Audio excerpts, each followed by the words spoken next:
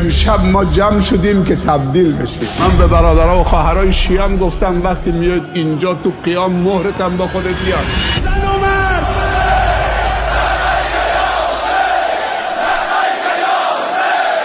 دوستشون داریم، از صمیم قلب دوستشون داریم.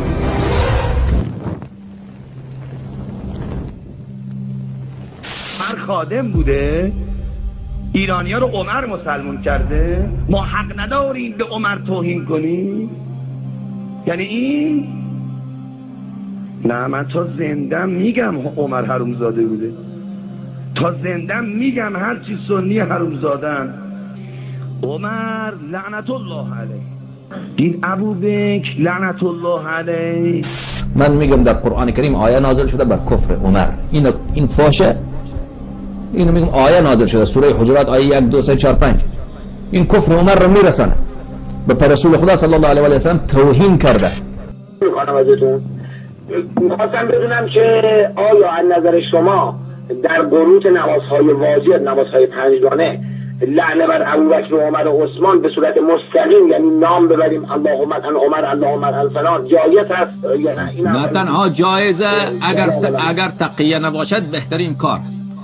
اگر تقیه نباشد، مثلا یک وقتی میری در کعبه، در مسجد الحرام این کار رو انجام میدی، اونجا کشته میشی اگر این کار رو انجام میدی و بقیه زوارم کشته میشن. این کار رو اونجا انجام نده. اما یک وقت در خانه خود، در هتل، در یک جای یا در همون مسجد الحرام یواشکی تو دلت میخواد، این بهترین کاره، بهترین عبادت.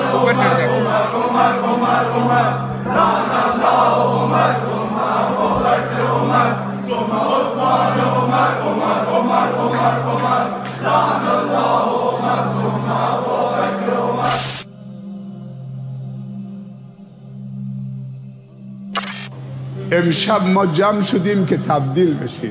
من به برادرها و خواهرای شیعه هم گفتم وقتی میاد اینجا مهرتم با خودت بیار. ما خیلی از خواهرها و برادرای شیعه داریم،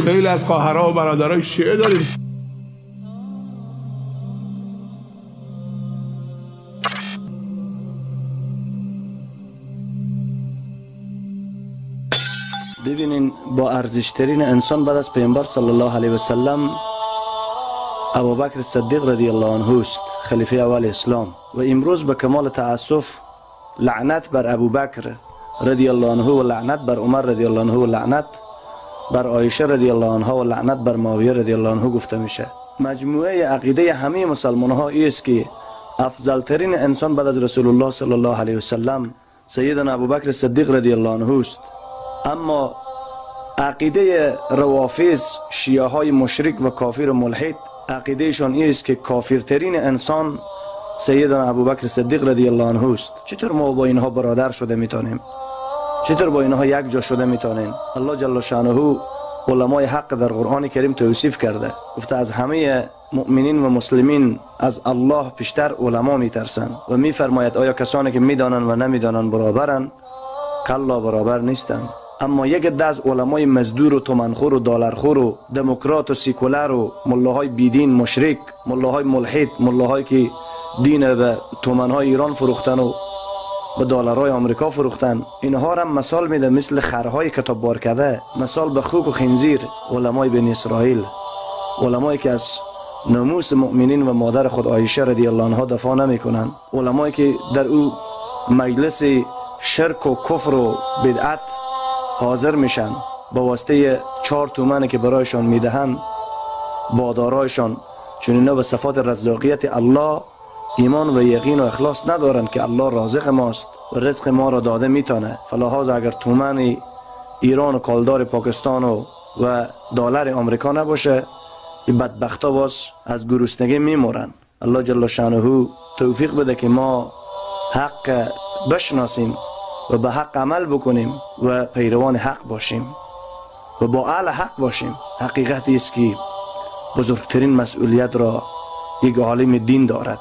علما وارثین رسول الله صلی الله علیه و سلم هستند. چطور ما به یک انسان مشرکی که بگوید ابوالفضل و علی و حسن و حسین و مهدی و امام زمان عین الله، در ذات الله شریک و در صفات الله شریک، معاذ الله.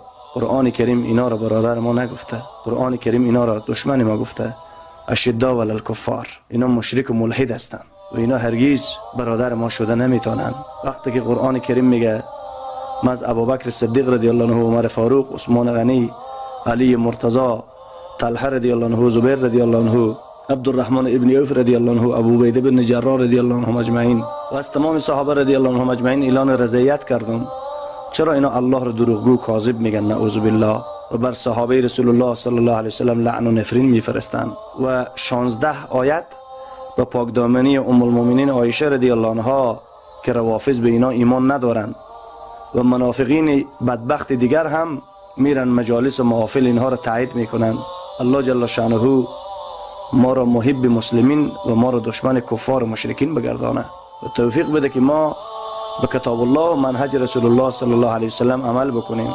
امام ابن عابدین شامی رحمت الله علیه در فتاوای رد المختار جلد سوم صفحه 201 میفرماید کسی که سیدنا ابوبکر رضی الله عنه و عمر رضی الله عنه و عثمان رضی الله عنه و علی رضی الله عنه و حسن و حسین رضی الله عنه و معاویه و عایشه رضی الله عنهم اجمعین را فاش بدهد، لعن و نفرین کند، فتوای امام ابو حنیفه رحمه الله است که کسی به کفر این شک کند او هم کافر است. چرا که اینها در ذات و صفات الله شک آوردند و در قرآن کریم زیادتر از 150 آیت در مورد صحابه رسول الله صلی الله علیه و سلم نازل شده. صحابه بودند که دین به تمام جهان رساندند.